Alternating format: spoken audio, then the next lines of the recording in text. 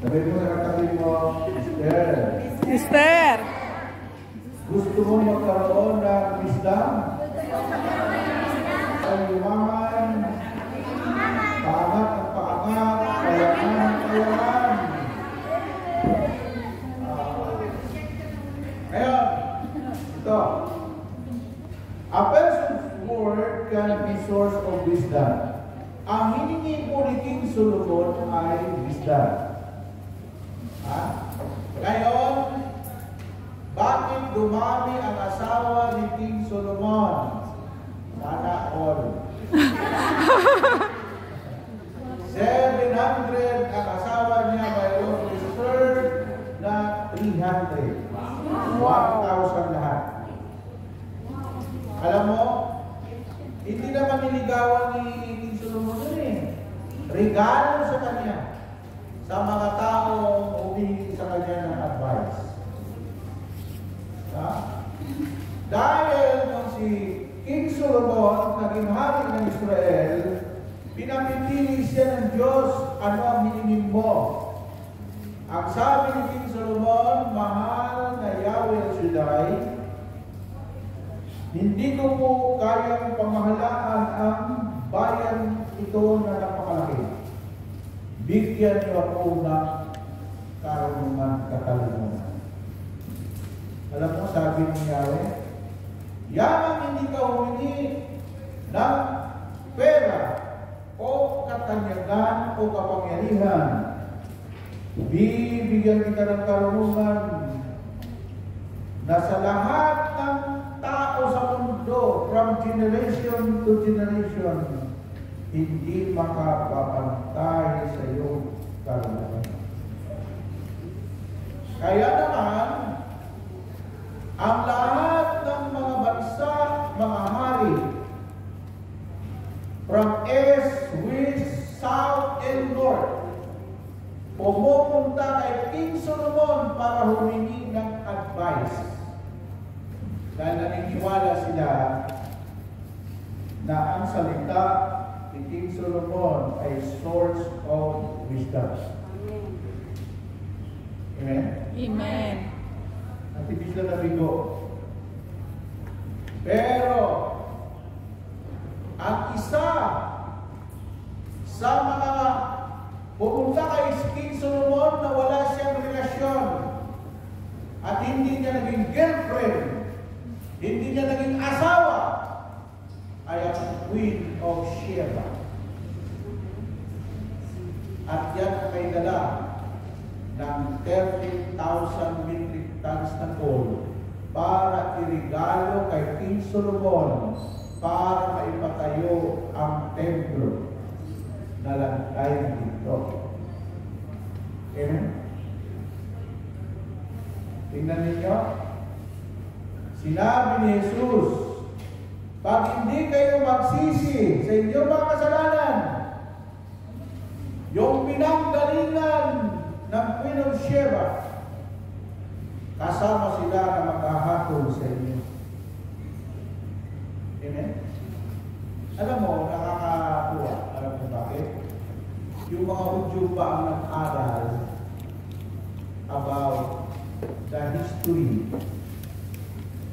our land,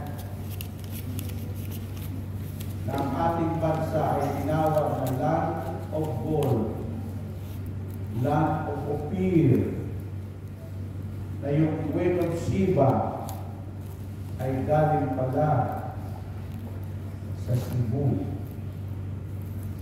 At tandaan ninyo, ang tawag po sa Cebu ay Queen of South. Ang original na pangalan niya, kundi Cebu. Queen of South, Sheba. At pag pumunta kayo sa Bohol, mayroon po doon dati na pumupunta si King Solomon sa Tarsis. Dahil yung Bohol, ayon sa research, nabubuhay lang ang hayop na tarsier sa lugar ng Tarsis. Hindi po mabubuhay sa iba yan. At sa buong planetang Earth, After year, makikita mo lang sa buo. Ha? Ano kung magkuha kasi kayo, mag-search kayo, kung chismis, wala kayo magkuha sa chismis. No? Amen. Diba?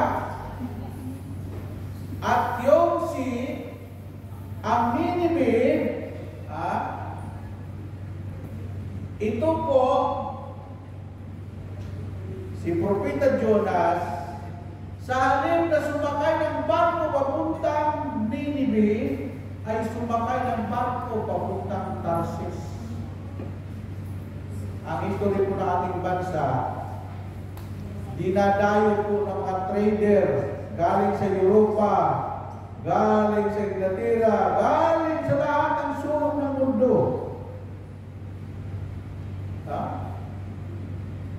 If you want to prove this, I go to the Romblon. Romblon. Ang Romblon. May lugar doon na lahat ng lahi sa buong mundo may barter trade doon. Amen? Kaya ngayon, ang bansa natin hindi po Pilipinas. Ang Kastila ang nagbigay ng pangalan niyan. Pinangalan kay King Philip ng Kastila dahil more than 400 years tayong sinako ng mga Kastiloy. Amen? Ngayon, wala pong lahing Pilipino. Pag nagulat ka rin, first time pumunta ako sa Singapore, sa ibang bansa, nakalagay doon sa embarkation, sa aeroplano, may embarkation. What is your race? Anong lahi? Alam mo ba? Nilagay ko Pilipino, sinabi lang. No, we have no race, Pilipino. Nilagay mo Malay. Mali siya.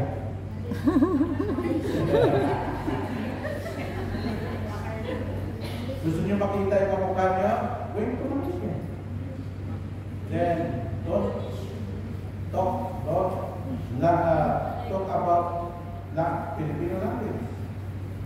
Magsalita ka ng bahasa. Kaya ang dami mga Pilipino umaabot ng, alam mo yung Sabah, may 70% dyan, puro Pilipino. Kaya hindi sila nakapon kasi ang salita ng bahasa. No?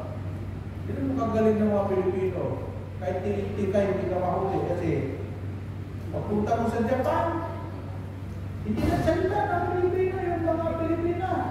Yung umiiwa ka rin ka. Akala ba niyo ang Hapon? Kamukha mo rin yan. Kasi wala namang Hapon na singkit ang mata. Ang inchik lang ang singkit. No? Pero balik tayo kay King Solomon. Swerte itong takot ito kay King Solomon. Sipin mo siya pinadali ng asawa. Tapos 300 ang reserva. Wow! 300. Nakaka-ingit naman yan. No?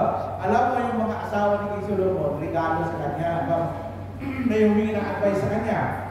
May anak yung mayaman at pinakamaganda, i-regalo yan kay King Solomon.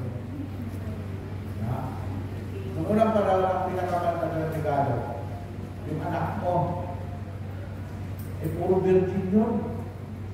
Hindi ka pwede mag-regalo kay King Solomon na hindi virgin. Ha? Tapos ginawa ko 1,000. Isang taon, 365 days. Ako, araw-araw, i-divide na natin. Matindi, no? Hallelujah. So, yun tayo dahil sa katalinuhan ni King Solomon, madaming regalo sa atin. Alam mo yung isang tama sa ganun ng advice? Halimbawa, ikaw yung matalinong tao, motivator. Pagka yung motivator, nagtuturo ka about business. Ang tawag ko, konsultant.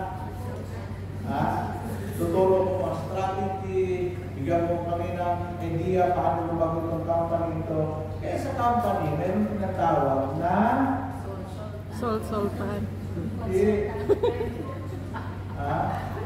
My mission and vision. Doon sa lalay ang kinabukasan your health. What is your mission? Tapos nakalagay doon, sabihin ng consultant. Okay, what is your vision? Doon kukuha ngayon ng idea yung matalino. Ito ang direksyon ng inyong company. Kasi ito ang mission. Anong mission? Pangarap ng company? Ito. Amen? Ang El Shaddai, may mission and vision. Anong mission ng El Shaddai? To support the Catholic Church. Anong mission ng El Shaddai? To support the Catholic Church. Yan. Ang mission ng El Shaddai hindi para magtayo ng simbahan, kundi ang mission ng El Shaddai, back to church. Kaya tayo tinutulungan natin ang mga pari, tinutulungan natin ang mga born again na gustong bumalik sa pagkakatoliko dahil kahit 100 bisis kang tilugnog sa swimming pool, sa dagat, para bautismuhan. Once na nabautismuhan ka sa Katoliko, hindi mo na kaya ang iyong bautismo. Ano gagawin mo lang, Brother Bay? Pag gustong bumalik sa Katoliko, just to confess to the bishop. Hindi pa na, hindi punyarap sa obispo. Kasi ikaw ay taksil sa iyong pananampalataya. Taksil. Parang mag-asawa yan eh. Naghanap ka ng ibang asawa. Taksil ka sa asawa mo. Pag humingi ka ng tawad, anong mangyayari? Pag pinatawad ka ng asawa mo, hindi naman sasabihin ng Iglesia Katolika na magpakasal kayo. Dahil ang balik ko ang unang kasal. Amen? Amen. Amen po ba? Amen. Ngayon, kung ayaw mo na sa asawa mo, magdasal kang mamatay na. Dahil ang panlampo ang solusyon. Pagkahiwalay. Na ikaw'y makalaya sa pagkadalaga, pagkaasawa, ay mamatay ang asawa. Huwag mo naman ipapatay. Pag-usapan mo